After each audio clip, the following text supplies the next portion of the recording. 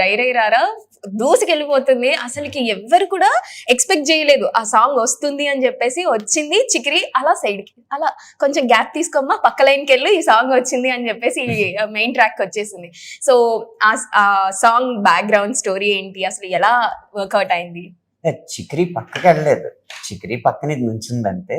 చిక్రీ కూడా చాలా మంచి హిట్ అయింది, ఇప్పుడు బాగా వ్యూస్ సంపాదిస్తుంది. ప్రేమ పాట అనేటప్పటికీ అందరికీ నచ్చుతుంది, కానీ అదృష్టం ఏంటంటే ఈ ప్రబోధాత్మకంగా ఉండే ఈ పాటని చాలా తక్కువ మంది ఇష్టపడతారు. మామూలుగా ఈ జానర్ ప్రేమకున్నంత కమర్షియల్ అపీలు ప్రీచింగ్కి లేదు. కానీ రామ్ చరణ్ గారు లాంటి హీరో ఉండడం, ఆయన అద్భుతంగా డాన్స్ చేయడం, దానికి తగ్గట్టు కొంచెం కొత్త పందాలో సాహిత్యం కుదరడం, రెహమాన్ గారు పాడడం, ఇన్ని విషయాల వల్ల ఆ పాట కూడా చిక్రీ పక్కన వచ్చి నుంచోగలిగింది. సో మీకు బ్రేక్ పాయింట్ అంటే అంటే మీకు మీ లైఫ్ టర్న్ అయిపోయిన సాంగ్ అంటే మాకైతే చాలా ఉన్నాయి. మీరు ఏ సాంగ్ ని ఫీల్ అవుతున్నారు? నా లైఫ్ టర్న్ అంటే మామూలుగా ఇదివరకు కూడా చెప్పాను, అనంత్ శ్రీరామ్ జీవితం అనేది 2 భాగాలు ఉంటే అది బిఫోర్ ఏమై చేసావే, ఆఫ్టర్ ఏమై చేసావే.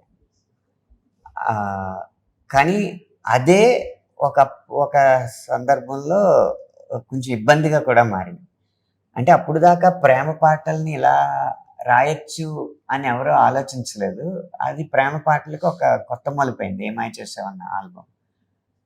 అది ఇచ్చిన సక్సెస్ వల్ల ఇతను ప్రేమ పాటలే రాస్తాడు అనుకుని కొత్త దర్శకులు అనుకోవడం, దాని గురించే నాకు నా దగ్గరికి వచ్చి సంప్రదించడం, అనుకోకుండా అలా సంప్రదించినప్పుడు వచ్చిన పాటలు కూడా పెద్ద హిట్ అవడంతో నాలో మాస్ కోణం కూడా సమాన స్థాయిలో ఉందనేది ఒక 5 ఏళ్ళు మార్కెట్ మర్చిపోయాను అన్నమాట.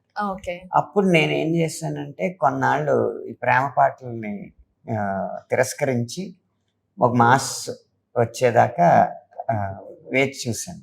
అప్పుడు సర్కార్ వారి పాట వచ్చింది, అఖండ వచ్చింది, దిగు దిగు నాగానే ఒక పాట ఒకటి రాశాను.